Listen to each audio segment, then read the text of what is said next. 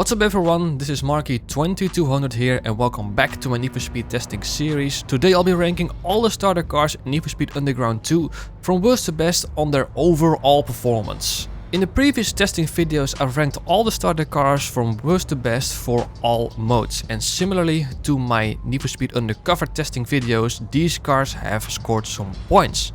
The higher the result, the more points the cars have gotten. So we're going to rank these cars based on the total points across all modes. Besides just the total points, I will also be showing you where the cars finished in each individual modes and how many points they've gotten for those modes. Those being showing from left to right the Grouse Grind Handling Test, the Oval Ring Speed Test, the Drag Test, the Street Cross Test and the Drift Test. I won't be going in depth on how each car has done for each mode, so if you want to know, for example, what to know with the Civic for drag racing, or how it achieved or why it achieved said result, or for example what to know with the MX-5 for circuit racing, I don't know, you may want to check out those respective videos. I'll leave a link to each one of them in the description down below. Last but not least, these cars have been upgraded with Street Performance Package and have been tuned properly. And the general tunes of all the cars are also located in the description of this video. So without any further ado, let's see which of these starter cars is the worst in Need for Speed Underground 2 overall, and that at number 8 we have the Ford Focus. The Focus was only able to score a mere 24 points, which is a whopping 15 less than the next best one. And the reason for that is that the Focus was consistently at the back, but it was never the worst at any of the modes. The problem we have here is that all other cars scored at least 2 podium positions or a win. And that is the something that the Focus simply never even came close to. Hence why it's easily the worst. Poor Focus. Next up at number 7 we have the 106, and the problem with the 106 is that it's specialized in handling, making it great for grip racing and street cross, but terrible for speed and drag racing because it was easily the worst in both modes.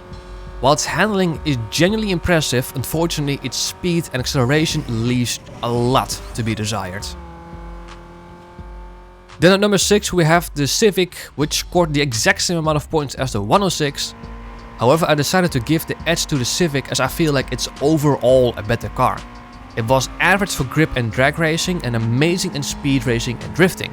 Its only major downside is in street cross racing. It just did not like those at all. However, given that the Civic was only the worst in one mode and the 106 is the worst in 2 modes, I'm giving the edge to the Civic. Then we have the 240SX, which scored 42 points. Yes, it was just very close between these cars. And yes, it did badly on the grip racing and drifting. However, it was way above average in the other 3 modes. And if it wasn't for the short gearing, it would have definitely taken second in the Oval Ring Speed Test. Despite the 240SX only achieving 5th place overall, it is still my favorite car out of the bunch. Then at number 4 we have the MX-5, and in my opinion the MX-5 has been the weird one out of all of them. For instance, during grip racing it handled very nice, yet it was only able to achieve 7th place. For speed it was average, resulting in 4th place overall for the Oval Test. However, how this car achieved 1st place in drag racing is simply beyond me. In street cross it became clear that this car loses a lot of speed during cornering, so it's both great at cornering and not great. See what I mean? Moving into the podium positions, first we have the 206, and that surprised me. What also surprised me big time is the 206 drifting capabilities. It is just so much better than any other starter car in Need for Speed Underground 2. And besides that, also the reason why this car made it to the podium is that it isn't bad anywhere else. The 206's only downside is street cross racing, but even there it's genuinely not too bad. At number 2 we have the Corsa, and to be honest with you, the top 2 were pretty much locked in very quickly. The 206 really snatched that podium because of its amazing drift result. However, it became very clear after the drag test that the Corsa would very unlikely secure 2nd place, because even after the Corsa only scored 3 points for the speed test and 5 points for the drag test, it was still 2nd in the standings after that drag test.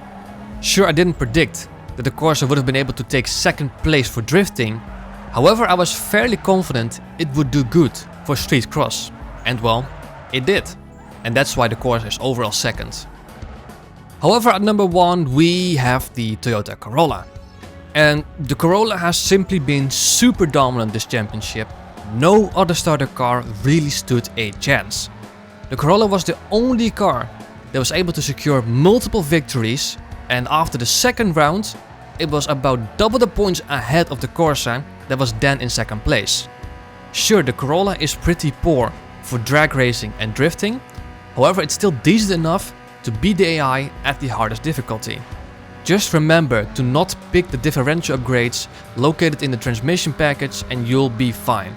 Because for some reason, applying the differential upgrade, limited slip differential and or the 6-speed transmission, it cuts the power to about 80 to 85% of its full potential. I'm going to assume that's a glitch, but just keep that in mind and avoid those individual upgrades. Before we end the video, I just wanted to show you all the end results for all starter cars in Need for Speed Underground 2. You can pause the video if you want, because I'm sure this is a lot of information for you to soak up. What's most important too, however, is that the Corolla is simply the clear best starter car in the game because of its dominant performance, and the Corsa is the second best. Sure, the Corolla may be the best starter car in the game, but I still have a soft spot for the 240SX because of how fun that car is. It may not be very good for racing, however driving that car is just such a blast if you're not actually going for competitive lap times. The drift results shook the standings up by quite a bit, because after the street cross test, the 240SX was third in the standings and the 206 was fourth with just 1 point between them. I can't say I'm too surprised about any other cars' end results. Well, maybe I'm surprised about the Ford Focus, but that's mainly because of how consistently slow it was. But hey, there you are. And well, with that being done, we're closing in to the end of this video. If you've enjoyed and or learned something today, don't forget to leave a like and subscribe if you're new, as these videos do take quite a bit of time to make and of course it is always greatly appreciated. Now that we're done with the starter cars, we're gonna move it up to the next bit of this project, and that is to test and rank all the cars in Need for Speed Underground 2 equipped with extreme performance package. And we're gonna start with the racing video that includes the Grouse Grind Handling Test and the Auto Ring Speed Test. And after that we're just gonna work our way the same way like we did with the starter cars. So our exciting times are ahead of us. For now, this has been Marky 2200, thank you so much for watching. I hope to see you very soon, but until then, take care.